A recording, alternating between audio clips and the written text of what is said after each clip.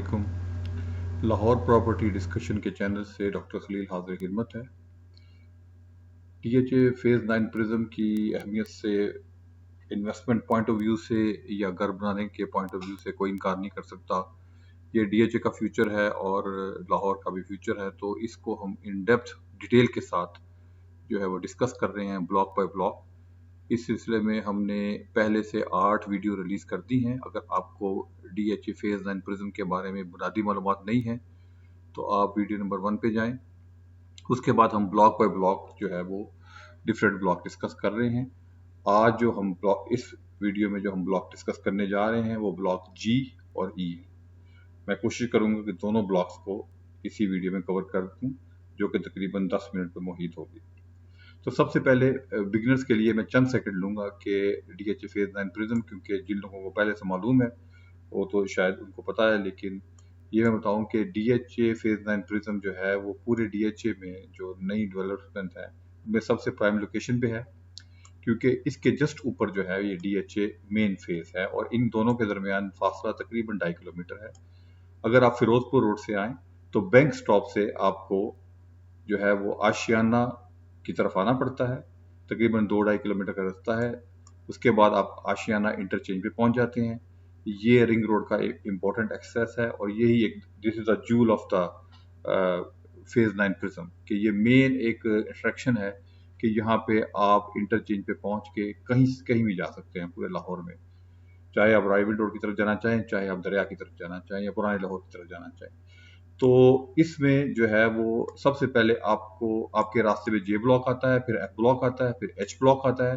F block continue करता है एक स्ट्रिप की तरह, नीचे जी ब्लॉक है। जी ब्लॉक जो है वो आप समझ लें कि ये एक मिडिल कटिंग जो प्रिज्म की है, एच जी और ई ये मिडिल कटिंग में आते हैं और एफ और सी और ए को हमने अपर कटिंग के तौर पे मेंशन किया है।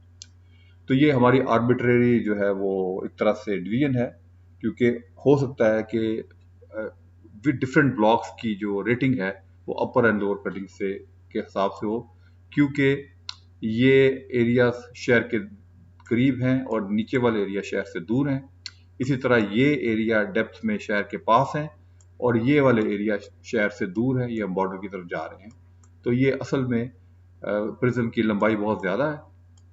तकरीबन आर से लेके आप एफ के इंटरचेंज तक स्ट्रेट लाइन 7 किलोमीटर है। ऑन द रोड्स आपको तकरीबन 10 किलोमीटर सफर करना पड़ेगा प्रिज्म के अंदर। तो वापस आते हैं जी ब्लॉक की तरफ। शायद ये जी ब्लॉक सबसे छोटा ब्लॉक है और बड़ा खूबसूरत ब्लॉक है, सेंट्रल लोकेशन का ब्लॉक है, लोगों की नज़रों से छुपा हुआ है। अभी लोग ज़्यादातर ए सी की तरफ भाग रहे हैं। हमने पहले डिस्कस कर लिया उनके ड्रॉबैक्स और उनके प्राइसेस और बाकी चीज़ें भी।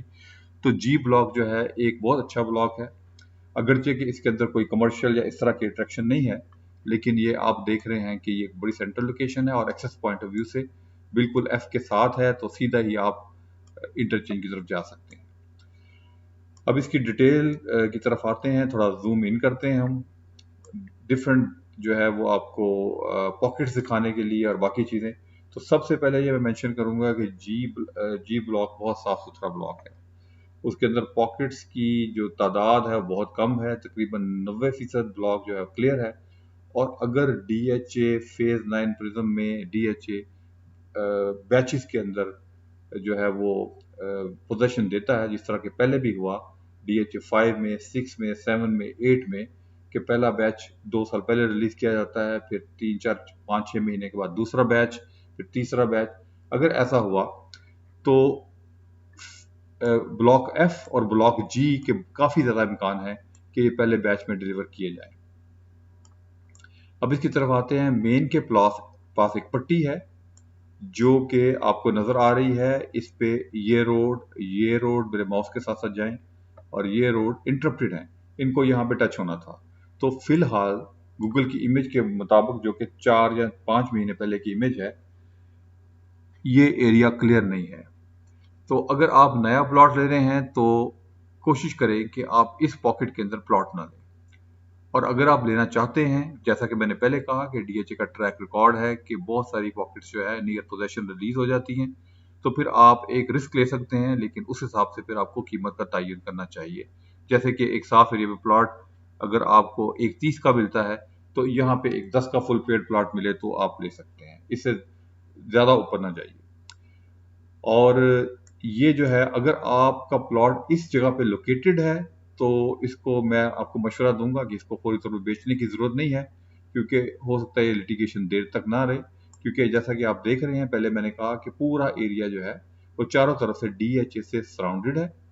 तो ऐसे इलाके को इवेंचुअली डीएचए को हैंड ओवर करना पड़ता है, क्योंकि इनकी जो है लाइफ लाइन, इनकी बिजली की सप्लाई, सीवेज की सप्लाई कहीं से डीएचए के अलावा नहीं आ सकती।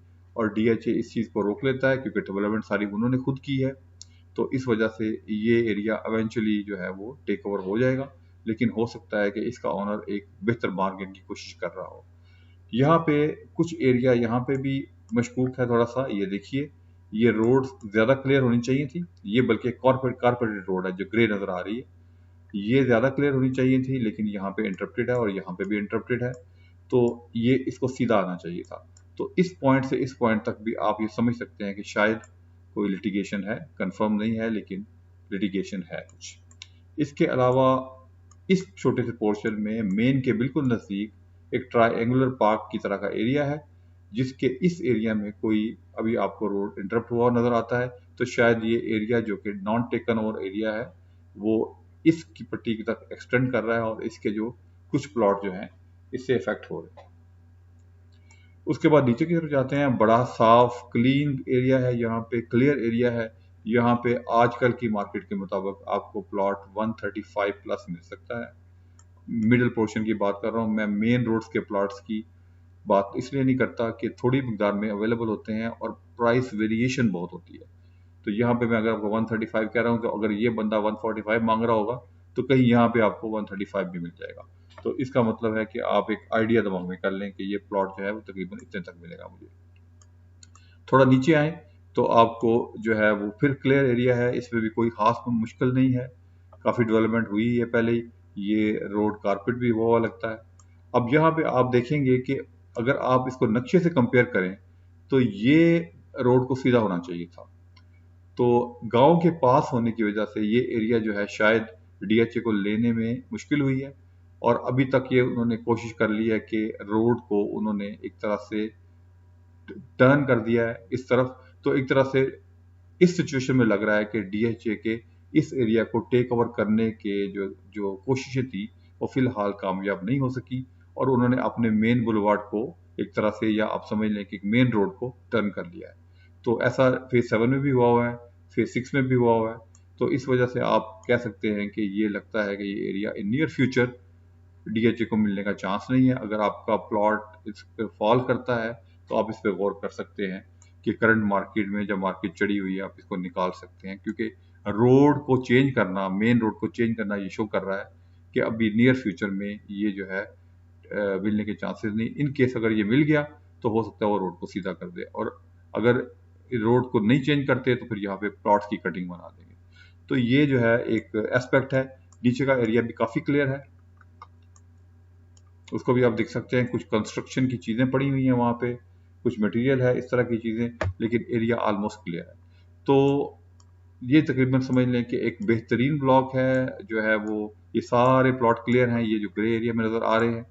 तो आप जो है वो जब भी कोशिश करें कि जी ब्लॉक में अगर आपको प्लॉट मिलता है तो दो तरह से आपको फ़ायदा होने का चांस है। एक तो ये कि आप जो है वो इसमें जो है वो पोजीशन आपको जल्दी मिल जाएगी और लिटिगेशन का इशू जो है वो नहीं होगा। और तकरीबन हमने ज़्यादा डिटेल से इस बारे में बातचीत कर ली है। अब हम पास इतना वक्त नहीं है क्योंकि ई ब्लॉक जो है वो ज़्यादा डिटेल डिज़र्व कर रहा है। तो ई ब्लॉक को हम एज अ होल जो है वो जो नेक्स्ट वीडियो में कंसिडर करेंगे। मेरी कोशिश है कि एक वीडियो जो है वो 10 मिनट से ज़्यादा ना हो, ताकि आप जो है वो अपने अपने पॉइंट पे फोकस कर सके, सारी वीडियो आपको सुनने की ज़रूरत ना पड़े।